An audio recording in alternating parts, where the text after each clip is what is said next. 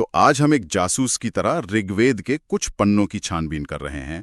हमारे हाथ कुछ स्रोत लगे हैं जो मंडल 1 के सूक्त 12 से 22 की बात करते हैं। और सवाल यह है कि क्या इन प्राचीन मंत्रों में सिर्फ आस्था छिपी है या विज्ञान का कोई भूला हुआ अध्याय भी? ये सवाल ही अपने आप में बहुत दिलचस्प है ना? हम अक्सर इन ग्रंथों को सिर्फ धर्म और दर्शन की किताबों की तरह देखते हैं, लेकिन आज हम एक तरह से 3 सुरागों की पड़ताल करेंगे जो एक अलग ही कहानी कहते हैं। आकाश, ध्वनि और इंजीनियरिंग। आकाश, ध्वनि और इंजीनियरिंग। वाह! तो चलिए इस विषय की तह तक चलते हैं। हमारा पहला सुराग है आकाश, यानी मौसम का विज्ञान।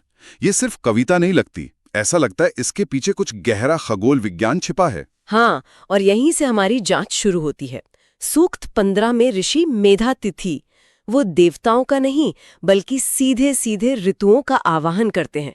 वसंत, ग्रीष्म, वर्षा। अच्छा। और सबसे जरूरी बात यह है कि वो उन्हें एक तय क्रम में बुलाते हैं। वो कहते हैं ऋतुभिरी यज्ञम आशातम, यानी ऋतुओं के साथ यज्ञ संपन्न हो। ये बात मुझे थोड़ी चौंकाती है। मतलब उस जमाने में तो ज्यादातर सभ्यताएं वो तो यही मानती थी ना कि मौसम देवताओं का खेल है।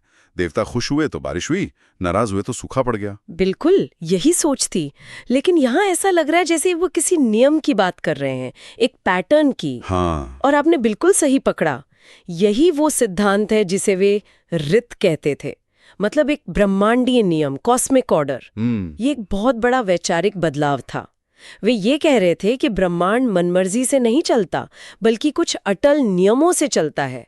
उन्होंने ये समझ लिया था कि समय एक सीधी रेखा नहीं बल्कि एक चक्र है। एक मिनट रुकिए, क्या हम ये पक्के तौर पे कह सकते हैं कि ये एक वैज्ञानिक अवलोकन ही था, या ये सिर्फ एक अच्छी कविता या दर्शन हो सकता है? हो सकता है उन्होंने बस ये देखा हो कि मौसम बदलते हैं और उसे एक सुंदर सा नाम ऋत दे दिया, बिना इसके पीछे के विज्ञान को समझे। ये बहुत जरूरी सवाल है, और इसका जवाब हमें क्यों में मिलता है।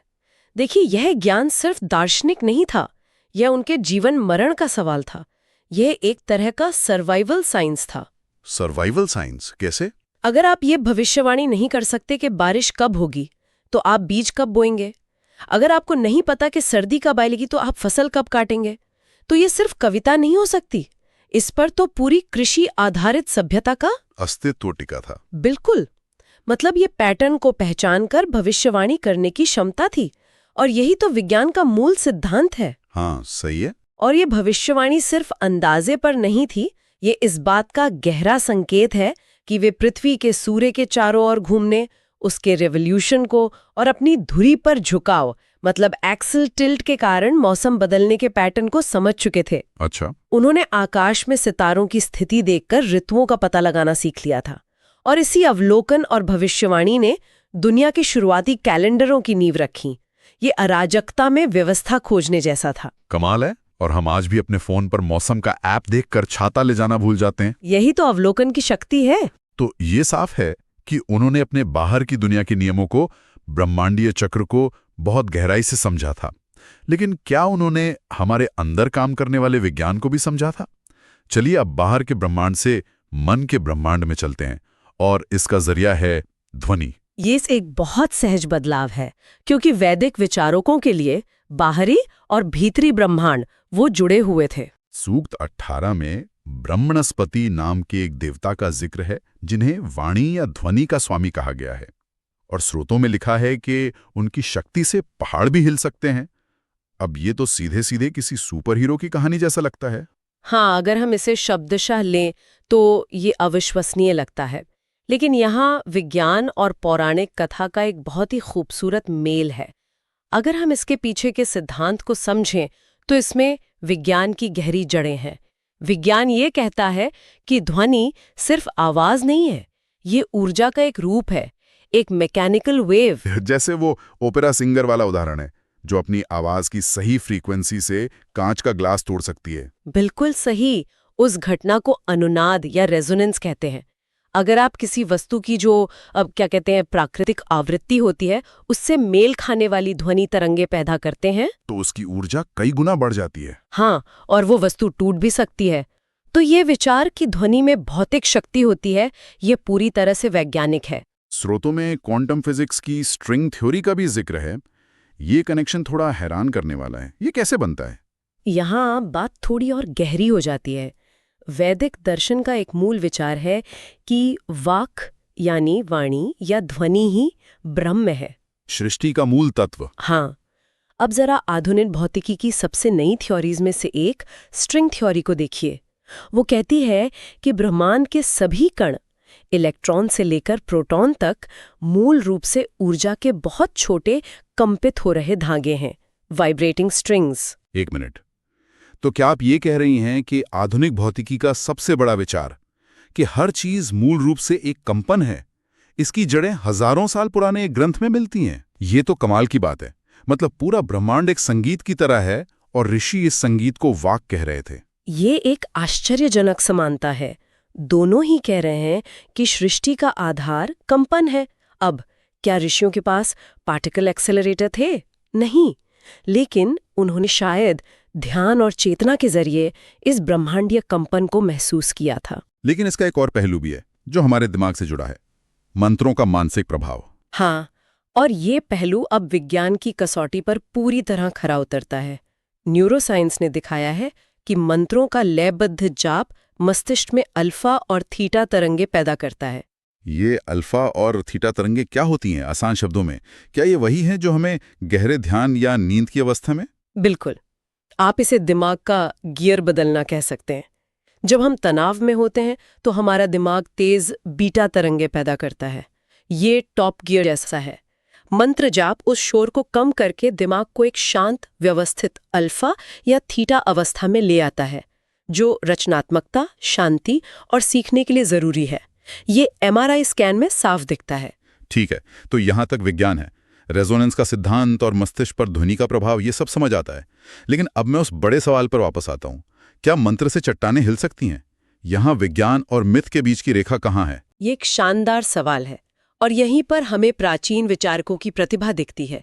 भौतिकी के नियमों के अनुसार इसका जवाब है नहीं। इसे ऐसे समझें, एक ताली बजाने से हवा में थोड़ी हलचल होती है, लेकिन एक तूफान पूरे पेड़ को उखाड़ सकता है। दोनों हवाई हैं, लेकिन ऊर्जा में जमीन आसमान का फर्क है।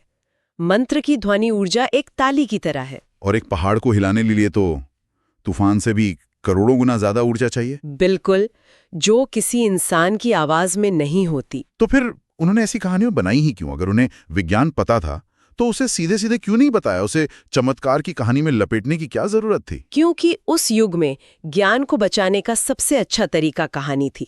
लिखने के लिए कागज या प्रिंटिंग प्रेस तो थे नहीं। ज्ञान को मौखिक रूप से पीढ़ी दर पीढ़ी पहुंचाना होता था।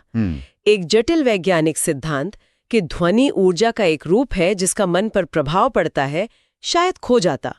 लेकिन एक देवता की कहानी जो अपनी आवाज से पहाड़ हिला दे, वो हजारों साल तक याद रहती है। ये ज्ञान को एक तरह के कल्चरल वायरस में बदलने का तरीका था, जो फैलता भी था और सुरक्षित भी रहता था। वाह, ये तो ज्ञान को एन्क्रिप्ट करने जैसा है, कहानी के पासवर्ड के साथ। अब मैं आता हूं अपने पसंदीदा हिस्से पर, जो हमारे तीसरे सुराग से जुड़ा है, इंजीनियरिंग। ये है ऋभु की कहानी। हाँ, ये सूक्त 20 और 110 में मिलती है और ये वाकई असाधारण है। ऋभु कोई जन्म से देवता नहीं थे, वे इंसान थे, सुधन्वा के बेटे, जो कुशल कारीगर थे। और उनकी कहानी का केंद्र है एक चमत्कार। उन्होंने देवताओं के वास्तुकार त्वष्टा द्वारा बनाए गए लकड़ी के एक प्याले को 4 बराबर प्यालों में बदल दिया, और अपनी इसी कारीगरी के दम पर वे अमर हो गए, देवता बन गए। अब जरा इसके पीछे के गणित और इंजीनियरिंग के बारे में सोचिए।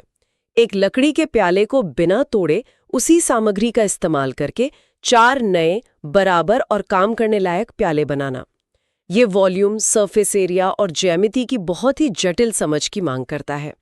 ये कोई जादू नहीं, बल्कि शुद्ध गणित और इंजीनियरिंग का कौशल है। लेकिन क्या ये सिर्फ एक प्रतीकात्मक कहानी नहीं हो सकती?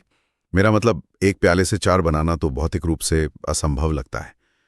कहीं इसका मतलब ये तो नहीं कि उन्होंने ज्ञान को 4 गुना बढ़ा दिया या किसी एक विचार को 4 अलग-अलग तरीकों से समझाया? ये एक बहुत अच्छी संभावना है और कई विद्वान इसे प्रतीकात्मक ही मानते हैं। लेकिन अगर हम इसे एक पल के लिए भी सच माने या ये माने कि ये उनके कौशल की अतिशयोक्ति थी, तब भी ये कहानी हमें उस समाज के बारे में कुछ बहुत गहरा बताती है। अच्छा, क्या बताती है? और ऋषियों का ही नहीं बल्कि इंजीनियरों और कारीगरों का भी सर्वोच्च सम्मान था। उनके कौशल को इतना महत्व दिया गया कि उन्हें देवताओं का दर्जा दे दिया गया, उन्हें अमर बना दिया गया। ये स्किल यानी कौशल की पूजा है। वाह, ये बात तो मैंने कभी सोची नहीं थी। हम हमेशा ऋग्वेद को यज्ञ पुजारियों और ऋषियों से जोड़ते हैं, लेकिन यहाँ तो इंजीनियरों को भगवान बनाया जा रहा है। ये उस समाज की प्राथमिकताओं के बारे में बहुत कुछ बताता है। बिल्कुल। उस दौर की दूसरी सभ्यताओं में महान कारीगर तो थे, लेकिन उन्हें अक्सर समाज में निचला दर्जा दिया जाता था। यहाँ उन्हें अमरत्व का वरदान मिल रहा है।